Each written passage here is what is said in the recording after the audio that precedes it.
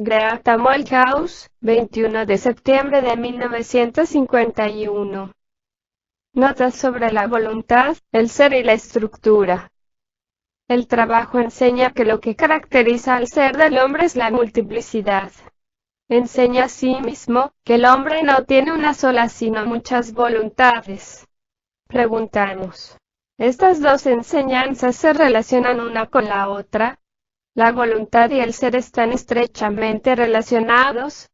Poniendo la cuestión en otra forma, ¿es la voluntad una manifestación del ser? Y al pensar qué es el ser, ¿hemos de pensar qué es la voluntad?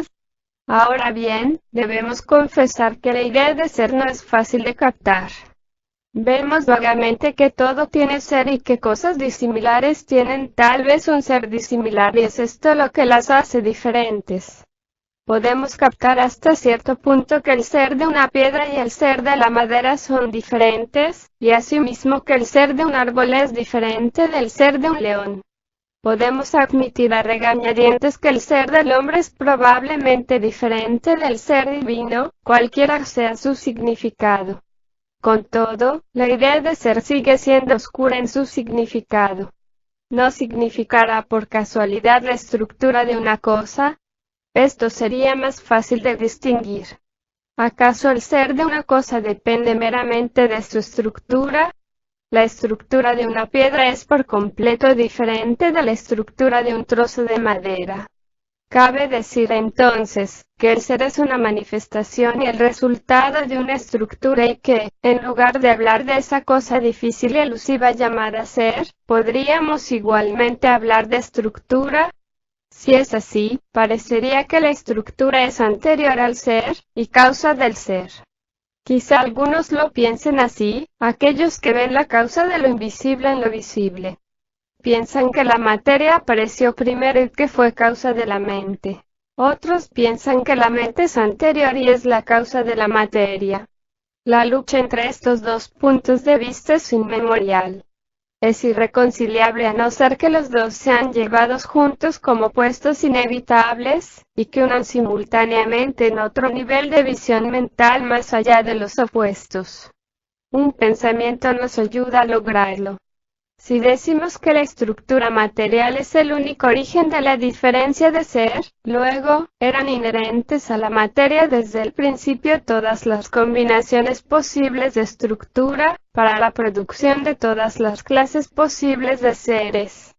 La materia llega a ser así tan mágica como la mente y las dos parecen fundirse en un milagro continuo contemplado desde sus dos aspectos.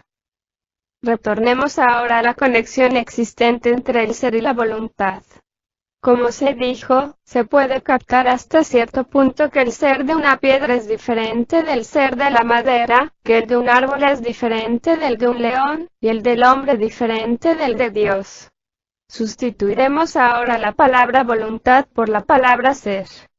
¿Tiene acaso algún sentido decir que la voluntad de Dios es diferente de la voluntad del hombre, que la voluntad de un árbol es diferente de la voluntad de un león, y que la voluntad de la piedra es diferente de la voluntad de la madera?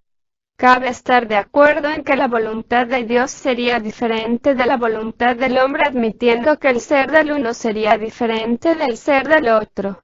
Las dos cosas, voluntad y ser, por lo tanto, pueden relacionarse estrechamente. Hasta pueden ser diferentes aspectos de una misma cosa. Si así fuera, el ser del hombre se muestra a sí mismo en su voluntad. Y puesto que, de acuerdo con el trabajo, el ser del hombre es múltiple, cabe esperar que su voluntad sea múltiple. Ahora bien, un hombre, una mujer, actúan según su voluntad. Usted actúa según su voluntad.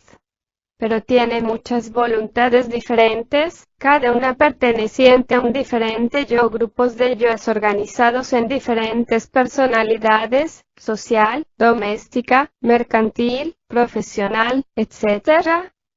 Así es justo decir que actuamos según la voluntad del momento. Pero un trozo de piedra de madera siempre actúa de la misma manera. Su voluntad y su ser determinan su conducta y son una sola cosa. Es por eso por lo cual siguen siendo una piedra o un trozo de madera día tras día. Pero nosotros cambiamos continuamente, porque nuestra voluntad no es única, ni tampoco nuestro ser. Desde ese extraño ángulo la piedra y la madera poseen un ser mucho más fuerte que nosotros. Sí, pero no son tan inteligentes. Recuerden que Gurdjieff enseñó que una patata cocida es mucho más inteligente que una cruda, y así está más alto en la escala de ser. ¿Por qué? Porque sus usos son mayores. Puede convertirse en alimento para el hombre. Y de ello se sigue, creo, que la piedra o la madera esculpidas en una estatua llegan a ser igualmente mucho más inteligentes porque el hombre puede gozar de su belleza y alimentarse con sus impresiones. Pero descartemos estas especulaciones y hablemos de la voluntad.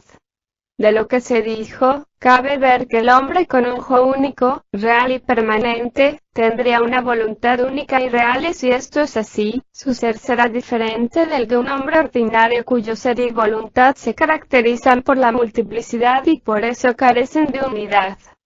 Pero sabemos que todos esos diferentes elementos divergentes en nosotros pueden fusionarse en una unidad, lo cual significa que nuestro nivel de ser actual en toda la escala de ser que va desde una piedra hasta el ser divino, es mucho más baja de lo que debiera ser. Y esa necesidad la sentimos en todo momento. ¿Por qué? Nos ayuda a socavar nuestra autocomplacencia, nuestra autovirtud y automérito, autoalabanza, y todo el tedioso material de autos, excepto el autorrecuerdo. Es el recuerdo de sí. El sí que tratamos de recordar está por encima de nosotros mismos. Está allí. Y hemos de sentirlo siempre así, porque permite pasar cierto influjo de luz interior, que las autoemociones no dejan penetrar. Consideremos los efectos de la ira, por ejemplo. Ahora bien, cuando el trabajo empieza a construirse en nosotros, lo cual hará si no lo negamos internamente o si no lo subestimamos, un nuevo punto de luz aparece y así un nuevo punto de ser. Resiste la corriente del constante cambio. Mientras nos dejemos arrastrar por cada uno de nuestros pasajeros deseos, mientras sigamos esclavos de cada uno de nuestros estados de ánimo pasajeros, no podemos formar una nueva voluntad. Por eso es preciso sacrificar algunos de sus deseos pasajeros y estados de ánimo a la voluntad del trabajo, porque para poder tener voluntad hay que entregar voluntad. Así, antes de dejarse llevar por la cólera o identificarse con un estado de ánimo doloroso, es muy útil pensar qué quiere el trabajo que hagamos. No comprende que querer su cólera, por ejemplo, hace que obre en su voluntad como usted mismo. De seguro que es así. ¿Acaso no es necesario recordar que nuestro nivel de ser es mucho más bajo de lo que debiera ser, y es por eso que queremos como lo hacemos? Porque un nivel de evolución bajo y un nivel de ser bajo se entrelazan y son interdependientes. Se puede conocer todo el esoterismo y todo lo que se refiere a este trabajo, sin quererlo jamás ni hacerlo jamás. Cuando el trabajo no es querido, el ser no puede cambiar. Basta cambiar la voluntad y el ser cambiará. Pero lo que se ha de querer es un conocimiento de cierta clase, para cambiar nuestro ser. Querer el conocimiento de vida ordinario no lo hará. Conocer cómo construir una máquina y quererlo, hacerlo, no cambiará el ser. El conocimiento que puede cambiar el ser desciende de quienes pertenecen a un nivel superior y que cambiaron su ser, esto es, del círculo de la humanidad consciente. Buscar y lograr este conocimiento, estudiar y conocer este conocimiento, querer este conocimiento y hacer este conocimiento cambia el ser. Porque entonces un hombre tendrá voluntad de una manera nueva.